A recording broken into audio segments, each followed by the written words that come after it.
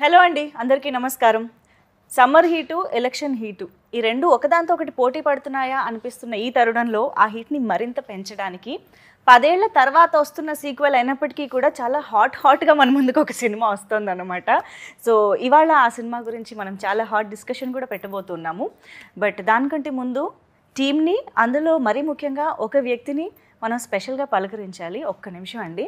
First of all Pokiri సినిమాలో dialogue లాగా ఒక్క నిమిషం మిమ్మల్ని చూడాలండి. 6 ఏళ్ల గ్యాప్లో సినీ అభిమానులు మీ మీద మిస్సింగ్ కంప్లీట్ ఇద్దాం అనుకున్నారు. ఏమైపోయారు, ఏం జరిగింది?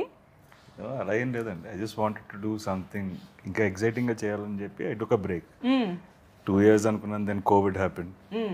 So that got delayed. And but ఈ గ్యాప్లో కూడా we finished for the next 2-3 years తగ్గ స్క్రిప్ట్స్ రెడీగా అయితే ఉన్నాయి. ఓ, సో ఈ రాబోయే కాలంలో అయితే ఇంకా అసలు దేర్ ఇస్ నో గ్యాప్ లేదు. అఫ్ కోర్స్ ఈ ప్రతినిధి 2 మేము ఈగర్గా వెయిట్ చేస్తున్న టైంలో సుందరాకాండ కూడా వచ్చేసిందంటే మాకు అర్థమైంది, మీ వేగం మాకు అర్థమైంది. కానీ మంచి మంచి కాన్సెప్ట్ చిత్రాలకి ప్రతినిధిగా ఉన్న మీరు సడన్గా అలా గ్యాప్ ఇచ్చేస్తే అలాంటి చిత్రాలకి అలవాటు పడిన ఆడియన్స్ ఏమైపోవాలి చెప్పండి. అది కూడా ఈ మధ్య కాలంలో అలాంటి మూవీస్కి ఫ్యాన్స్ ఇంకా ఎక్కువ అయ్యారు, ఇంకా రీచ్ పెరిగింది. సో మీకెప్పుడు మిస్సింగ్ ఫీలింగ్ రాలేదా, అరే this is the right time కదా అని?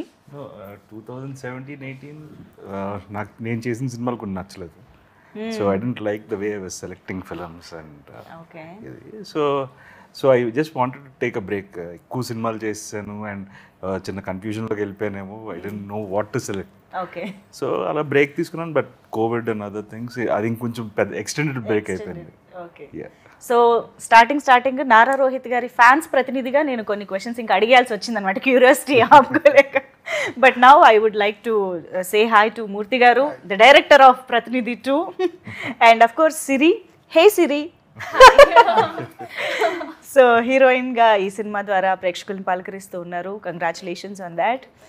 సో ప్రతినిధి 2 కొన్ని నెలల క్రితం మూర్తి గారు ఒక వేదిక పైన ఇలాగా ప్రతినిధి 2 నారా రోహిత్ గారు హీరోగా నేను డైరెక్షన్ చేస్తున్నాను అనగానే పెద్ద సెన్సేషన్ అయిపోయింది ఆ న్యూస్.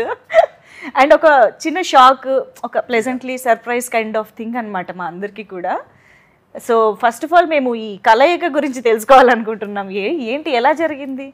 ఇన్నాళ్ళు మీరు ఈ సీట్లో ఉండి చాలా యూనో హాట్ డిబేట్స్ పెట్టిన జర్నలిస్ట్గా సడన్గా డైరెక్షన్, ఇదంతా స్టోరీ మాకు తెలుసుకోవాలని ఉంది.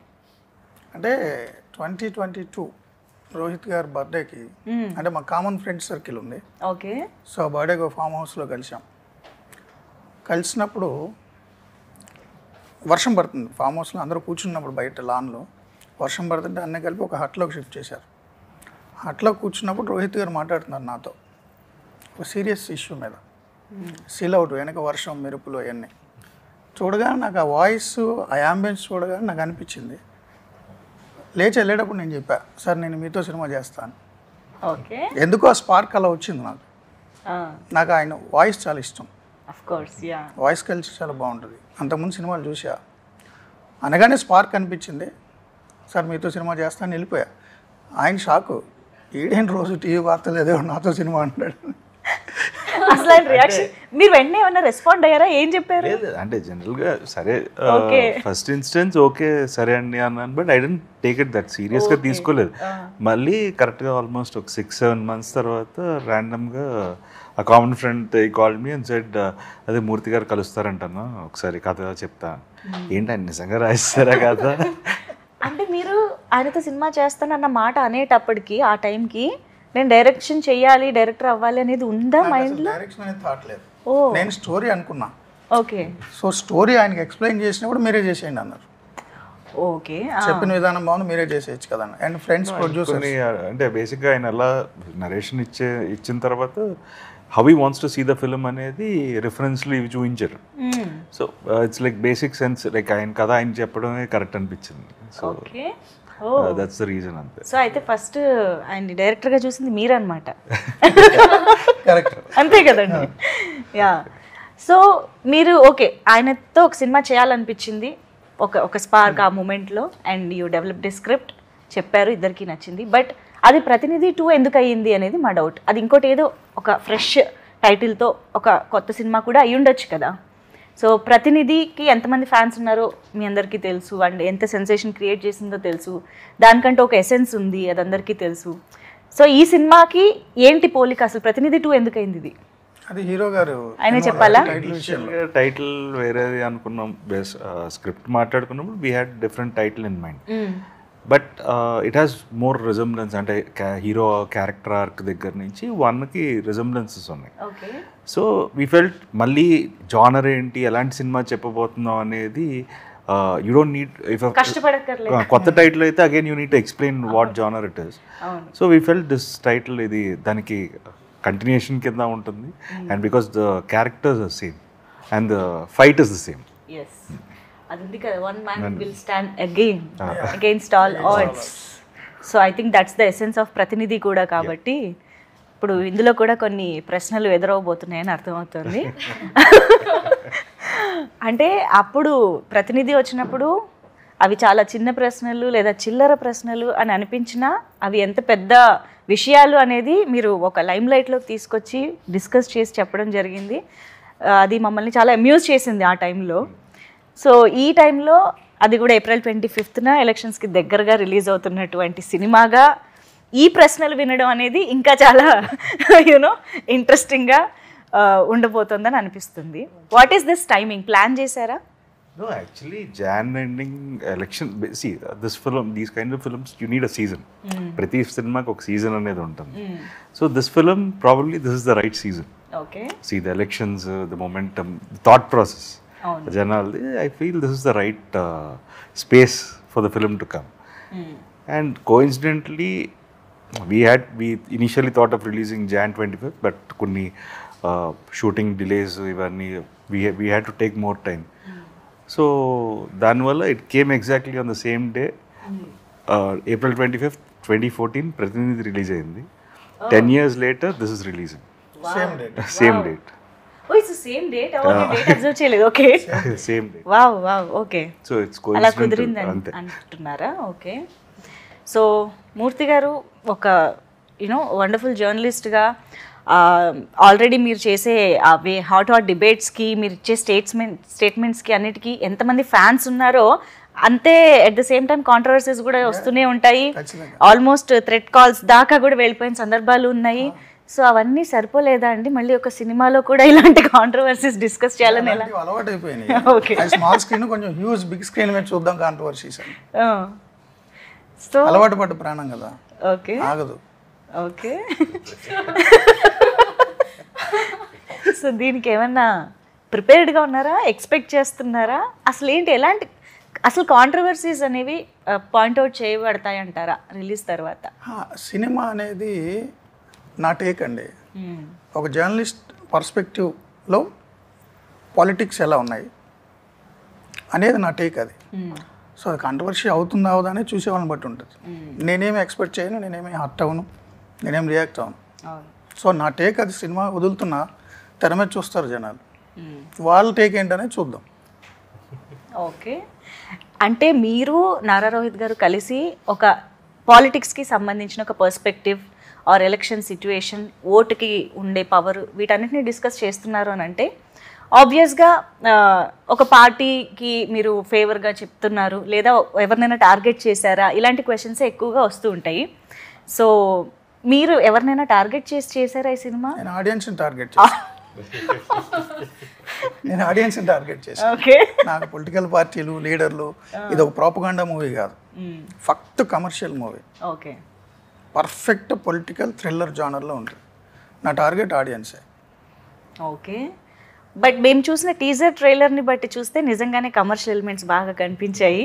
అంటే ఏదైతే మేము టాపిక్స్ గురించి మాట్లాడుతున్నామో అది కాకుండా ఒక మంచి సాంగ్, స్టెప్పులు వేశారు చాలా రోజుల తర్వాత, ఇంట్రొడక్షన్ కదా. అంటే లిరిక్స్లో మంచి డెప్త్ వినిపిస్తుంది, కనిపిస్తుంది. At the same time screen పైన స్టెప్పులు కూడా కనిపిస్తున్నాయి, కమర్షియాలిటీ. జస్ట్ అంటే యూ నీడ్ ఎలిమెంట్స్, థియేట్రికల్ ఎక్స్పీరియన్స్కి you need few elements. Story telling ఎంత కొత్తగానే చెప్పచ్చు, but they'll be a certain sector of audience వాళ్ళకి కావాల్సిన వాళ్ళకి ఇవ్వాలి. అండ్ దేవర్ స్పేస్ లేకుండా ఏదో జస్ట్ ఇరికించినట్టు కాకుండా హీరో క్యారెక్టర్ ఆర్క్ అని చెప్తూ ఒక సాంగ్ చేద్దాం అని ఒక ఐడియా అంతే. Okay, but we are very happy to see you you know that బ్రైట్గా డాన్స్ చేస్తూ కొంచెం ఆ ఎక్స్ప్రెషన్స్ అది భలే అనిపించింది. అందులోనూ మేము చాలా కాలం తర్వాత కూడా చూస్తున్నామేమో, ఇంకా బాగా అనిపించింది. సో నారా రోహిత్ గారి సినిమాల్లో ఏ క్యారెక్టర్ వేస్ట్గా ఉండదు, అందులోనూ హీరోయిన్కి అసలే అలా అంటే డెఫినెట్గా ఒక ఇంపార్టెన్స్ ఉన్న రోల్స్ ఎప్పుడూ ఉంటాయి ప్రతి సినిమాల్లోనూ. అందులోనూ ప్రతినిధి తీసుకున్నా కూడా శుభ్ర అయ్యప్ప కోర్స్ చాలా ట్విస్ట్ల తర్వాత తన క్యారెక్టర్ కూడా చాలా ఇంట్రెస్టింగ్గా కనిపిస్తుంది. సో ఇందులో సిరికి ఎలా ఉండబోతుంది రోల్, ఎంత ఇంపార్టెన్స్ ఉండబోతుంది? అది మన డైరెక్టర్ అంటే ఎంత రివీల్ చేయాలో చెప్పలేదు. No it is important course. Yes, చాలా బాగా అనిపించింది చేయడం. అంటే నేను అనుకున్న దానికంటే చాలా డిఫరెంట్గా ఉంది. అంటే నేను యాజ్ అ హీరోయిన్గా ఎంట్రీ అవుతున్నప్పుడు మనం వి ఆల్వేస్ థింక్ క్యూట్గా బబ్లీగా ఉన్న రోల్స్ చేయాలని కదా, but it's like opposite to me. Yeah yeah, మీరు అదేం చూడరు movie, very strict. So true to the character. Yes yes. ఏంటి అసలు క్యారెక్టరైజేషన్ ఏంటి? సీఎం దగ్గర సిఎస్ఓ, ఐ మీన్ ఆయన్ని చూస్తూ చెప్పండి, ఆయన ఎక్కడ ఆపమని ఎక్స్పెక్ట్ చేస్తారు.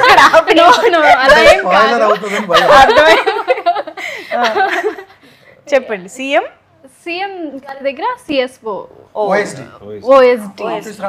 యా యా, చాలా బిగ్ రెస్పాన్సిబిలిటీ కదా, చాలా వెయిట్, చాలా ఇంపార్టెన్స్ ఉంది. రైట్. అంటే ట్రైలర్ లో మాకు పెద్దగా తెలియలేదంటే ఏమైనా దాచిపెట్టారేమో అని. అంతే కదా, మా ఇంట్లో కూడా అంటున్నారు ఏంటి తిరుపతిలాగా వచ్చేసి కదా. యా, కూడా అలాగే ఉంటుంది క్యారెక్టర్, కానీ ఆ మెరుపు చాలా పవర్ఫుల్ గా ఉంటుంది. డిఫైన్ చేసేసాం మనం క్యారెక్టర్ ని. బట్ ఫస్ట్ సినిమా అనగానే కొంచెం అది ఉంటుంది కదా, ఎప్పుడెప్పుడు చూసుకుంటామా స్క్రీన్ పైన. ఇప్పటికి నాకు నర్వస్ గా ఉంది. ఐ మీన్ 25th అంటే నాట్ ఈవెన్ 10 days కదా, very nervous. Okay, so yeah, Nara Rohit గారు ప్రతినిధి 2 అంటే మాకు మంచోడు సీను ఆ క్యారెక్టరైజేషన్ యాక్చువల్లీ ప్రతినిధి అనగానే గుర్తొస్తుంది. ద వే మీరు ఆ సినిమాని అంటే చాలా సింపుల్ పాయింట్స్ లాగా అనిపించిన పేస్ ఉంటుంది, చాలా వెయిట్ ఉంటుంది, బట్ ప్రతి డైలాగ్ మీ గొంతులోంచి రావడం వల్ల చాలా ఇంపాక్ట్ఫుల్గా ఉంటుంది. సో ఈ సినిమాలో కూడా ఒక జర్నలిస్ట్గానే కనిపిస్తున్నారు అని అర్థమవుతుంది ట్రైలర్ అవి చూస్తే.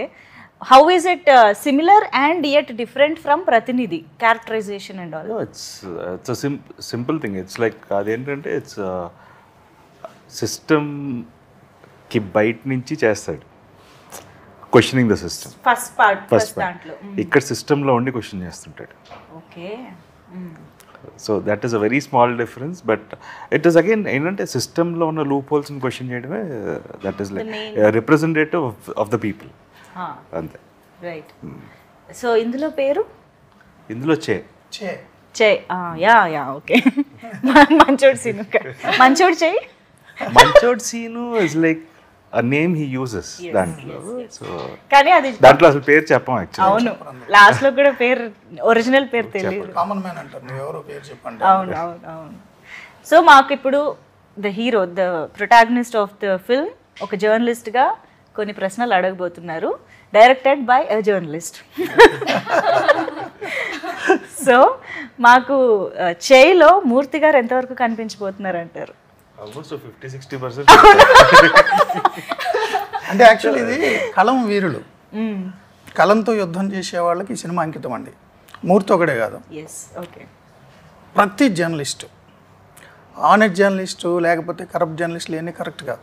ఎందుకంటే ఇన్నేళ్ల జర్నలిజం సర్వీస్లో ఒక్కరోజున ఆనెస్ట్గా ఉంటాడు ఏ జర్నలిస్ట్ అయినా. ఆ ఒక్కరోజు జర్నలిస్ట్ కూడా నా సినిమా అంకితం. జర్నలిజం అంటే నడుస్తున్న జర్నలిజం, ఒక 2 కాళ్ళు చేతులు కళ్ళుతో ఒక మనిషి రూపంలో ఒక జర్నలిజం నడిస్తే ఎలా ఉంటుంది అనేది సో టీవీ5 మీరు ప్రతినిధి 1లో ప్రశ్నలు అడుగుతాడు. అవును, హీరో. ఈ సినిమాలో హీరోయే పెద్ద ప్రశ్న, చాలా పెద్ద ప్రశ్న. ఓకే, అంటే అంత మిస్టీరియస్గా అంటే మీరు ప్రొటగానిస్టా యాంటగానిస్టా కూడా ఎండ్లో చూడాలి. ఓ ఓకే. కానీ ట్రైలర్లో కానీ ఈవెన్ టీజర్లో వచ్చిన ఒక డైలాగు, టీజర్లో లాస్ట్లో వచ్చిన డైలాగు, ట్రైలర్లో లాస్ట్లో వచ్చిన డైలాగ్, రెండు ఎంత థాట్ ప్రొవోకింగ్గా ఉన్నాయంటే మేము టీజర్ అయిపోయిన తర్వాత కూడా కాసేపు అలా ఉన్నామన్నమాట, ఆ మూడ్లో, ఆ క్వశ్చన్కి లేకపోతే ఆ చెప్పిన డైలాగ్కి. అలా ఎంత థాట్ ప్రొవోకింగ్గా లేదా ఎంత ఇంపాక్ట్ఫుల్గా ఈ సినిమా ఉండబోతోంది, అది కూడా ఈ ఎలక్షన్స్ మీద ఎంత ఇంపాక్ట్ చూపించబోతోందని మీరు అనుకుంటున్నారు? Mainly the voting percentage is very important, good or bad. Right. See, ఎవరికి వేస్తున్నారు అనేది అది that is their choice, it is a personal opinion. దాన్ని ఎవరు క్వశ్చన్ చేయడానికి లేదు. ఇది బట్ వెళ్ళి ఓట్ వేయడం అనేది చాలా ఇంపార్టెంట్ అనేది, దట్స్ వాట్ ఐ ఫీల్. ఎందుకంటే మనం వేయకపోవడం వల్ల కూడా ఇంకొకరు గెలుస్తారు. That might be also a problem. So silence of అది సడన్గా మేధావి మౌనం, అది సడన్గా గుర్తు. So that is why we had that scene. So అదే చెప్తాం బేసిక్గా, that scene has come out well also. It's a monologue, పెద్ద మోనోలాగ్ అది. So it is directing the audience, వాళ్ళకి చెప్తుంటాడు. So I feel that is very important and that discussion is good actually. Wow. So ఆ dialogue ఇంకా పెద్దదన్నమాట, extension చాలా ఉంది అని అర్థం అవుతుంది. రెండు పీస్లో అదే కానీ అది ఒకసారి చెప్పచ్చు కదా, ఒళ్ళు విరిచి ఓటు వేయడానికి బయటికి వెళ్ళాలి అన్న డైలాగ్. ఒళ్ళు విరిచి బయటకు వచ్చి ఓటేయండి, లేదంటే ఈ దేశం వదిలి వెళ్ళిపోండి, అదేం కుదరకపోతే చచ్చిపోండి. బట్ మీరు చెప్తే దాని ఇంపాక్ట్ వేరే రేంజ్లో ఉంటుందండి నిజంగా. That voice and the dialogue delivery in a subtle way but very impactful. So I think that is your speciality definitely. ఈ పాటికే మీకు బోల్డ్ అని కాంప్లిమెంట్స్ కొన్ని సంవత్సరాలుగా వస్తూనే ఉన్నాయి దీని మీద. Definitely yeah. అండ్ ఇంత మంచి యాక్టర్, అంత మంచి డైలాగ్ డెలివరీ. అండ్ మీరు ఇందాక కూడా చెప్పారు ఆయనలో ఫస్ట్ మీకు నచ్చిన క్వాలిటీయే దట్ డైలాగ్ డెలివరీ. దాని గురించి 2-3 సార్లు హీరో గారు అలిగారు కూడా. ఎందుకు? మీ వాయిస్ నాకు ఇష్టం 2-3 సార్లు అంటే అది తప్ప ఇంకేం ఇష్టం లేదా అన్న.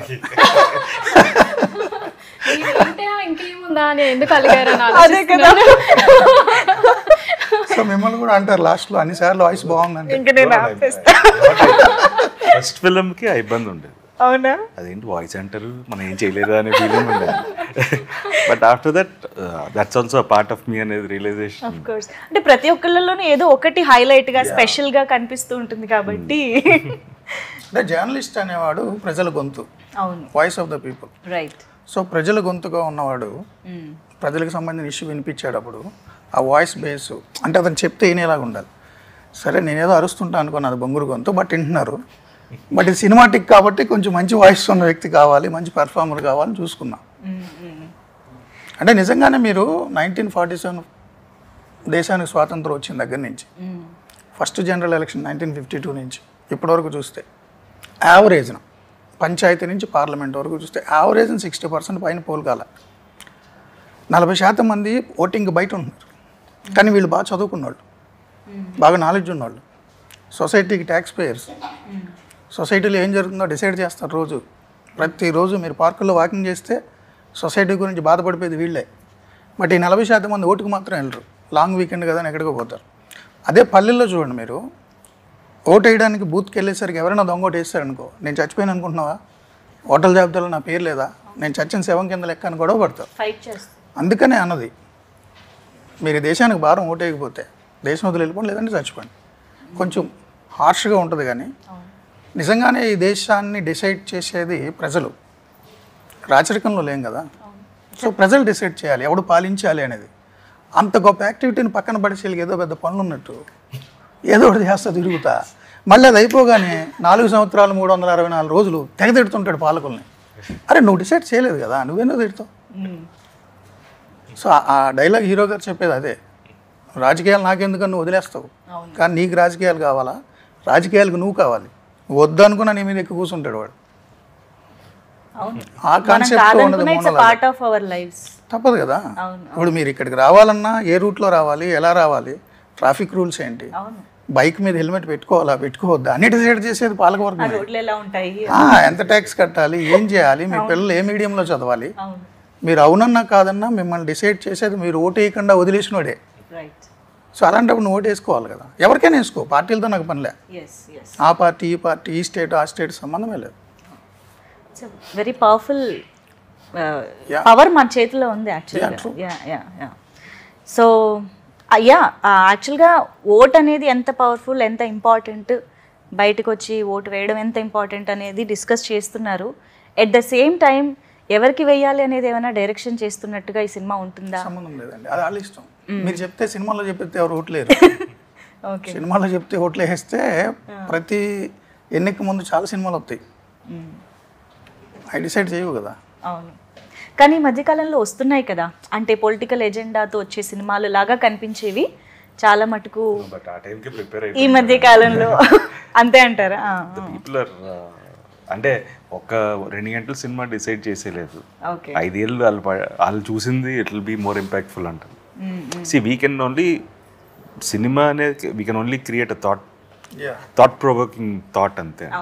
అంతకుమించి మనం కూడా ఏం చేయలేం. సో ఇప్పుడు ఓటు గురించి మనం మాట్లాడినప్పుడు అవును నిజమే కదా అనుకుంటే చాలు, సో అక్కడ వరకు ఉంటే చాలు, అంతకుమించి సినిమా అనేది ఏం చేయాల్సిన అవసరం. వాళ్ళ ఆలోచన వస్తే చాలు. సినిమా ఇంపాక్ట్ చూపిస్తుంది, బట్ దాన్ని ఏ స్థాయికి తీసుకెళ్తానని వాళ్ళ ఇష్టం. ఓకే, శంకరాభరణం సినిమా వచ్చినప్పుడు చాలా మంది మ్యూజిక్ స్కూల్స్లో జాయిన్ అయిపోయారు. అది 10 రోజులు 15 రోజులు నాకు తెలియదు. స్వర్ణకంలో వచ్చినప్పుడు గజలు కొనుక్కొని అందరూ జాయిన్ అయిపోయారు. ఆ తర్వాత ఎంతమంది పర్సూ చేశారో నాకు తెలియదు, బట్ ఒక సీడ్ అయితే వేస్తుంది సినిమా. ట్రూ ట్రూ, అవును. యా, అండ్ ట్రైలర్లో వచ్చిన లాస్ట్ డైలాగ్ వాడిక ఎవరికి వేస్తున్నారు అనేది, అది కూడా వినాలని ఉందండి. ఏంటన్నది స్టార్టింగ్ చేసుకో, నీకు ఎవరు కావాలి? 5 సంవత్సరాలు కూర్చుంటే అనుకున్నా కాదనుకున్నా ఎత్తుని కూర్చునేది వాడే, నువ్వు ఓటైన వాడే. Take off గుర్తురాడు. 5 సంవత్సరాల నుంచి టేక్ ఆఫ్ వస్తుంది యాక్చువల్లీ. 5 సంవత్సరాలు నువ్వు వెయిట్ పైన 5 సంవత్సరాలు నీ నెత్తినెక్కిన కూర్చున్నది ఆడే. డిసైడ్ చేసుకో నీకు ఎవరు కావాలో, డిసైడ్ చేసుకో నిన్ను ఎవరు పరిపాలించాలి అనేది సెన్స్లో ఉంటుంది. Actually that clears this doubt అనుకుంటా. ఎవరికి వేయాలన్నది కాదు, ఓటు వేయాలి అనేదే మీరు చెప్పాలనుకుంటున్నారు అనేది. యా, నేను అక్కడ కూర్చుంటే మీ మనసులో ఏదో అడుగుదాం అనుకుంటున్నారు, అడగట్లేదు కదా. లేదు, నేను లౌక్యంగా అడిగాను. ఇందాక నుంచి అటు తిప్పుతున్నారు, ఇటు తిప్పుతున్నారు. కుర్చీలో డైరెక్ట్ గా అడగడానికి కూడా నాకు ఒక క్వశ్చన్ ఉంది. నాకే కాదు, మేబీ కొంతమంది మనసులో ఉన్న క్వశ్చన్ కూడా అయ్యుండొచ్చు, కాబట్టి నేను అది డైరెక్ట్గానే అడుగుతాను. ఎందుకంటే ఈ కాంబినేషను, ఈ ట్రైలర్లు ఇవి చూసిన తర్వాత చంద్రబాబు నాయుడు గారు దీనికి ఫండింగ్ చేస్తున్నారా అనే డౌట్ చాలామందికి వచ్చింది. సో ఐ థింక్ ఆన్సర్ మీరే చెప్పాలి దానికి. చంద్రబాబు గారు నాకు ఫండింగ్ చేయడం కాదు బాబు, నేనే బాబు గారికి రోజు ఫండింగ్ చేస్తాను తెలుసా. హెరిటేజ్ పాల ప్యాకెట్లు 2 కోట 52 రూపాయలు బాబు గారికి నేను ఫండింగ్ చేస్తాను తెలుసా మీకు. ఇప్పుడే తెలుసు. ఒక రాజకీయ నాయకుడు ఫండింగ్ ఒకటి మీద ఆధారపడే బతుకు కాదు నాది, నేనే వాళ్ళకి ఇస్తాను. ఈవెన్ పవన్ కళ్యాణ్ గారికి కూడా నేను డబ్బులు ఇస్తాను, 150-200 రూపాయలు సినిమా వచ్చినప్పుడు. నేను ఫ్లాట్ కొనుక్కున్నప్పుడు జగన్ గారికి కూడా ఇచ్చా. భారతీయ సిమెంట్స్ 300 రూపాయలు కట్ట. ఎవరికైనా నేను డబ్బులు ఇస్తా, చెయ్యి ఎక్కడ ఉండదు ఎక్కడ ఉంటుంది. వచ్చింది ఆన్సర్? వచ్చింది. ఇంకేమున్నాయి? లేదండి. అండ్ ఇంకొక ఇంట్రెస్టింగ్ డౌట్ కూడా ఉంది. ఏంటి అంటే ఎస్పెషల్గా ట్రైలర్ చూసిన తర్వాత అండ్ ఇందాక నేను అడిగిన ఆ డైలాగ్ చెప్తున్నప్పుడు చూసినప్పుడు కూడా ఇక్కడ ఒక బ్యాండేడ్ ఉండడం జరిగింది హీరోకి, పోస్టర్లో కూడా కనిపిస్తుంది. సో అంటే రీసెంట్గానే సీఎం గారికి కూడా ఒక అటాక్ జరగడం మనం చూసాము రాయితోటి. సో అంటే మీరు ఆ షార్ట్ ఈ ఇన్సిడెంట్ జరిగిన తర్వాత ఏమైనా తీసారా, లేకపోతే ముందే చేయడం జరిగిందా? ఏమన్నా రియల్ ఇన్సిడెంట్కి హీరోకి రైట్ ఐ పైన ఉంటుంది, ఓ అక్కడ సీఎం గారు లెఫ్ట్ ఐ పైన ఉంటుంది, అది తేడా. ఓకే, ఒకే కన్ను అయితే కాదు టార్గెట్. ఇంకొకటి ఏంటంటే మీరు టీజర్ చూశారు కదా, అవును, టీజర్లో కూడా హీరో గారికి కంటి మీద దెబ్బ ఉంటుంది. ఓకే, అంటే సీఎం గారికి అటాక్ జరగడానికి ముందే షూట్ అయింది. ఓకే. సో రాజకీయ నాయకుల మీద రాళ్ళు వేయడం కరెక్ట్ కాదు అని చెప్తున్న జర్నలిస్ట్ మీద కూడా రాళ్ళు వేశారు. సో ఇన్సిడెంట్ నేను ముందు ఊహించానని మీరు అనుకోవద్దు ప్లీజ్. ఓకే, రాళ్ళు పడడం సహజం. ఇప్పుడు నా మీద కూడా చాలా రాళ్ళు పడతాయి ఈ సినిమా చూసి. ప్రిపేర్డ్. ఓకే, అంటే డైరెక్ట్ గులకరాళ్ళు కాదు, ఏవైనా మాటలైనా అవ్వచ్చు. ఓకే, సో కాస్త రిలాక్స్డ్గా మనం మాట్లాడుకుందాం కాసేపు. సిరి, సో ఐఎమ్ ష్యూర్ ఒక తెలుగు అమ్మాయిగా నారా రోహిత్ గారి సినిమాలు చూస్తూనే ఉండుంటారు since so many years. So what was your reaction? అంటే నారా రోహిత్ గారు హీరోగా మేము చేస్తున్న సినిమాలో మీకు అన్నప్పుడు హౌ వాజ్ ఇట్? ఆయన సోలో మూవీ చాలా ఇష్టం కదా. యా సాంగ్స్ నాకంటే మా ఇంట్లో అక్క అయితే దట్ మరుమల్లెల సాంగ్ ఉంటుంది కదా, షీ కీప్స్ ఆన్ లిజనింగ్ అనమాట. ఓకే, సో నేను చూసినప్పుడు కూడా అబ్బా ఎంత అమాయకంగా ఉన్నారు, ఎంత బాగున్నారు అనిపించేది బయట కూడా. అండ్ దెన్ సోలో మూవీ చూసినప్పుడు ఎవరికైనా అనిపిస్తుంది కదా ఫ్యామిలీలో కూర్చొని చూస్తున్నప్పుడు. అంటే అడిగే క్వశ్చన్ ఏంటంటే సెట్ లోకి వచ్చింది అది కూడా తమాయకం అనిపించారా అని. సెట్ లో సోలోలో నేను మీకు హెల్ప్ చేస్తాను. No we became like very good friends కదండి. కాదంటారు అమ్మాయికులు అంటే he knows, I mean no అమ్మాయికులు కాదు, ఇబ్బంది పడుతుంది అంటే అప్పుడు అమాయకులు ఇప్పుడు కాదంటున్నారు. అంటే ఇప్పుడు లౌక్యం తెలుస్తుంది, వర్డ్ ప్లే జరుగుతుంది. లౌక్యం అంటే ఏంటండి? నిజంగా తెలియక అడిగారా? నిజంగా తెలియకనే అడిగాను. మీకు అర్థమవుతుంది ఇప్పుడు ఎవరు ఇన్నోసెంట్ ఎవరు కాదు? అంటే నాకు కూడా ఇప్పుడు క్లారిటీ రావట్లేదు యాక్చువల్లీ. నిజంగా తెలియక అడిగారా? ఓకే అయితే నమ్ముతున్నా. ఓకే, సో ఏంటి పాటలు, మీ పాట వరకు చూసాము అండ్ మీ ఇద్దరి కాంబినేషన్ ఎలా ఉండబోతోంది అసలు? The love track or the what we say love interest గా ఎలా అంటే అంత డీటెయిల్స్ చెప్పలేము, సినిమా స్పాయిలర్ అయిపోతుంది. చిరు లీక్స్ లాగా మంజు లీక్స్ అయిపోతుంది. మంజు లీక్స్ చేసే అవకాశం ఎక్కడుంది? ఇంకా నా దాకా రాలేదు కదా. చేస్తే మూర్తి లీక్స్ అవ్వాలి. ఓకే, సో అందుకేనైనా మాకు ముందుకు ఇంకా వేరే ఏ పాటలు రాలేదు? అంటే పాటలు ఉన్నాయా? ఉన్నాయి పాటలు ఉన్నాయి. ఓకే ఓకే, వస్తాయి. Very nice. మాతేశ్వర సాగర్ గారు, సాగర్ ద బ్యాక్గ్రౌండ్ మ్యూజిక్ అయితే అసలు అదిరిపోయిందండి నిజంగా. చాలా వైట్ స్కోర్. దట్ థీమ్ లాంటి ఒక మ్యూజిక్ వస్తుంది కదా. Actually Sagar did that in one day అండి. అప్పుడు అనౌన్స్మెంట్ అప్పుడు చేయించాం ఆ థీమ్ మ్యూజిక్. కరెక్ట్గా వన్ డేలో చేసి ఇచ్చాడు. That became the main theme of Prathinidhi 2. అసలు is done a wonderful job. Obviously చాలా మంచి స్కోర్ ఇచ్చారు. Yeah, okay. మూవీలో కూడా మంచి ఆర్ఆర్ ఇచ్చారు. సో మాకైతే మీరు జర్నలిస్ట్గా అజయ్ ఘోష్ గారిని ఇంట్రాగేట్ చేయడం లాంటివి చూస్తున్నాము. అండ్ జిసు సేన్ గుప్తా గారు చాలా ఇంపార్టెంట్ రోల్లో కనిపించబోతున్నారు అర్థమవుతుంది. అండ్ వీ హ్యావ్ ఇంద్రుజ గారు అండ్ ఆల్. సో వీళ్ళందరి రోల్స్కి ఉన్న స్పెషాలిటీ ఆర్ యూనో ఇంపార్టెన్స్ ఏంటి? And at the same time మేము రియల్ క్యారెక్టర్స్ని ఏమైనా ఐడెంటిఫై చేసుకుంటామా వీళ్ళల్లో అనేది కూడా ఒక డౌట్, ఒక చర్చ కూడా జరుగుతుంది. అంటే సచిన్ కేడ్కర్ చీఫ్ మినిస్టర్ అండి. యా, చాలా మంచి ఆర్టిస్ట్, మంచి performer. Jisshu Sengupta investigation CBI officer. Indraja గారు ఒక politician, opposition leader. So present day పాలిటిక్స్ని టచ్ చేస్తాము, బట్ ఏ పార్టీని ఏ రాజకీయ నాయకుడిని టచ్ చేయం.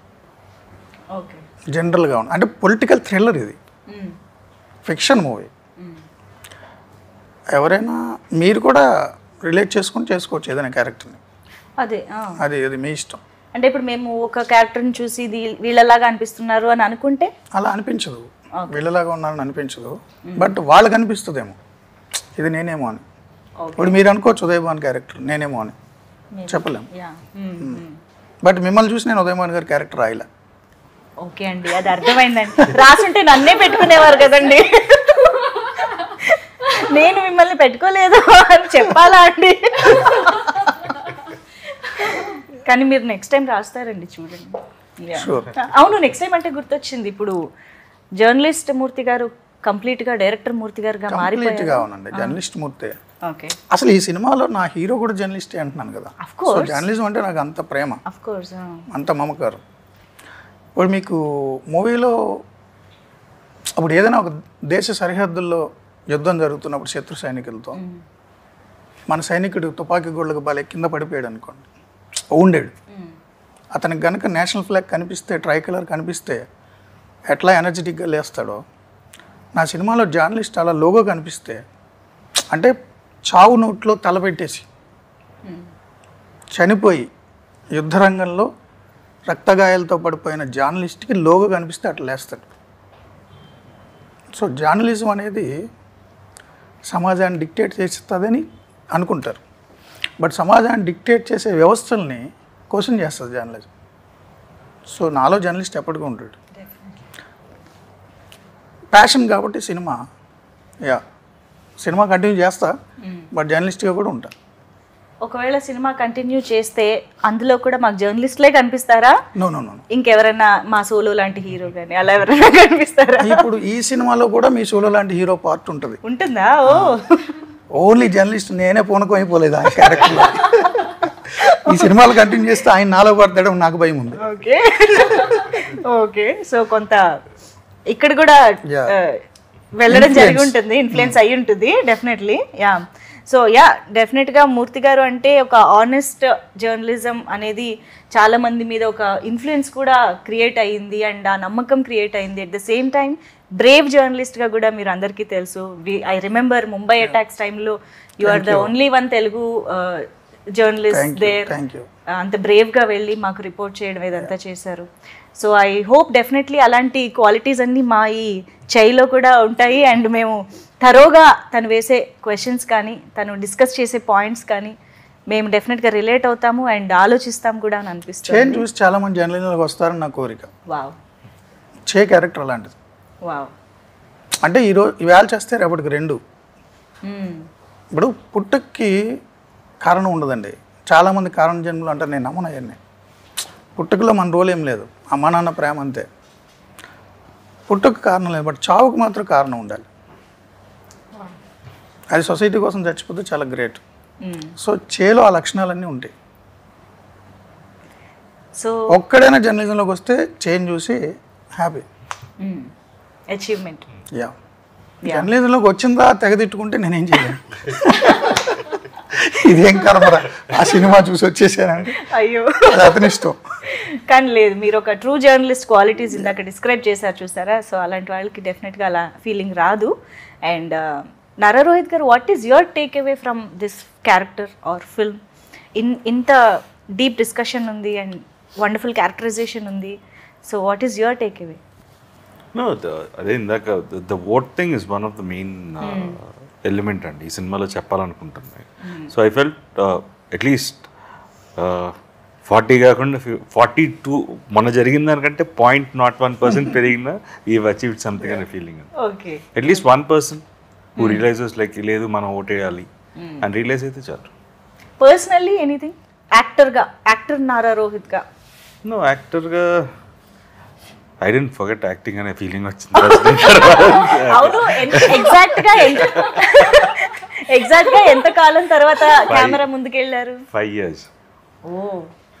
But it was like normal first day after 5 years. అంటే I never left cinema. See, office లో కానీ like the 5 years also every day there was a discussion about script, అది ఎలా చేయాలి.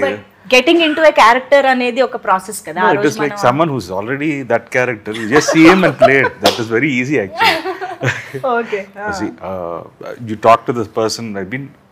We almost used to meet, shoot start అయ్యే రోజు 1 month 1.5 months everyday కలిసేవాళ్ళం. So అదే మూర్తి గారితో అనేవాడిని, ఏమంటే మిమ్మల్ని బయటకి you have a different person, so ఆ క్యారెక్టర్లో కూడా అది బ్యాలెన్స్ చేద్దాం అని చెప్పి we change few scenes according to his outside person.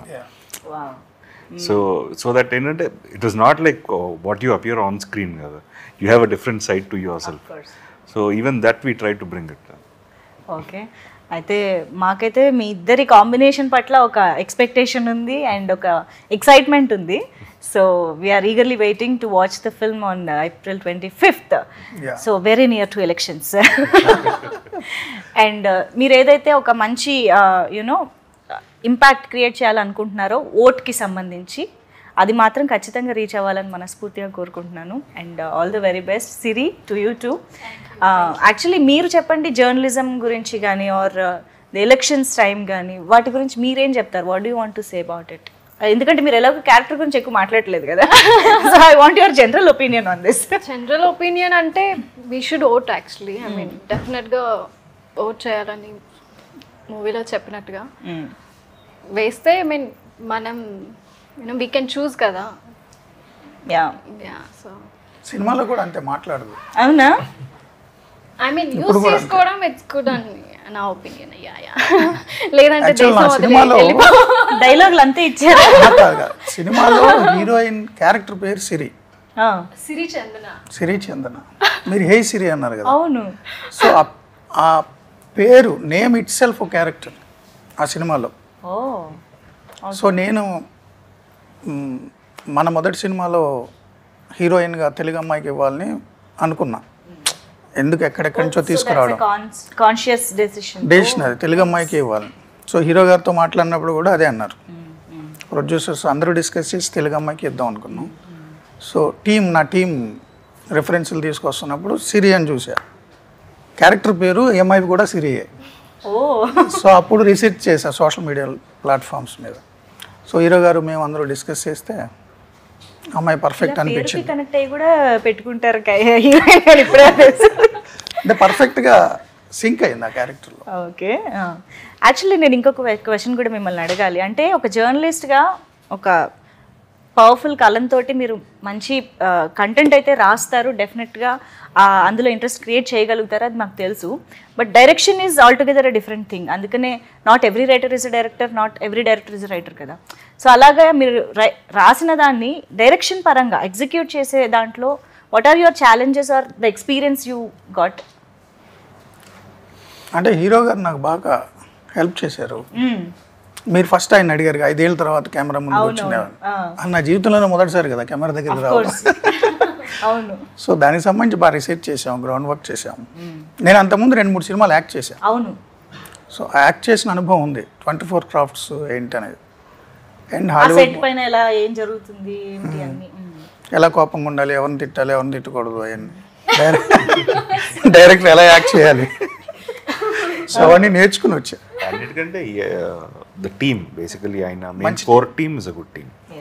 Nani కానీ లేకపోతే ఆర్ట్ డైరెక్టర్ కిరణ్ గారు కానీ ఎడిటర్ రవితేజ కానీ, సో మంచి టీమ్ అండి. నాని అయితే చాలా పర్ఫెక్ట్ లైటింగ్ చాలా బాగా చేస్తారు. అండ్ ఆర్ట్ డైరెక్టర్ గారు అయితే చాలా బాగా ఇచ్చారు. రవితేజ ఎడిటింగ్ చాలా కీ రోల్ ఈ సినిమా. చాలా హ్యాపెనింగ్ ఎడిటర్, చాలా హిట్ మూవీస్ కి మంచి టీం అందరూ. ఆల్ 24 క్రాఫ్ట్స్ వాళ్ళు చాలా మంచి టీం దొరికారు నాకు, అందుకని పని ఈజీ అయింది. So that helped you as a director. And ఆర్టిస్టులు హీరో గారు, జిషు సేన్ గుప్తా, సచిన్ కేడేకర్, గెస్ట్ రోల్లో ఇంద్రజ గారు, అజయ్ ఘోష్, పృథ్వీ, సప్తగిరి, ప్రవీణ్, చాలా మంచి టీం, మంచి ఆర్టిస్టులు, మంచి కాస్టింగ్. అందుకని నా పని సులువైంది. రఘుబాబు గారు అందరు ఉన్నారు, దినేష్ తేజ. అవును. అండ్ మూర్తి గారిలో ఒక కామెడీ టైమింగ్ కూడా ఉంటుంది, అక్కడక్కడ ఒక సెటైరికల్ పంచులు గట్రా వినిపిస్తూ ఉంటాయి. అది మాకు కొన్ని పాత్రల్లో కూడా కనిపిస్తుంది. ట్రైలర్ చూసినప్పుడు మన పృథ్వీ గారు, ప్రవీణ్ గారు ఇలా చాలా మందిలో కనిపిస్తుంది. సో స్టార్టింగ్లోనే మీరు అందరూ అన్నట్టుగా మంచి కమర్షియల్ ఎలిమెంట్స్ అండ్ దిస్ ఒకటిలో జ్ఞానం ఇచ్చినట్టు ఉండదు, ఏదో ఓటేయండి అని ఉండదు, స్పీచ్లు మాత్రం అలాగేమి ఉండవు, మంచి కమర్షియల్ ఎలిమెంట్స్ అన్నీ ఉంటాయి. Nice nice. సో ఎస్, మేమైతే థియేటర్స్కి వెళ్ళి April 25th సినిమా చూడడానికి రెడీగా ఉన్నాము. So thank you so much మీ ముగ్గురికి ఈ టైం ఇచ్చినందుకు అండ్ మాతో ఈ విషయాలు చెప్పినందుకు. Thank you so much.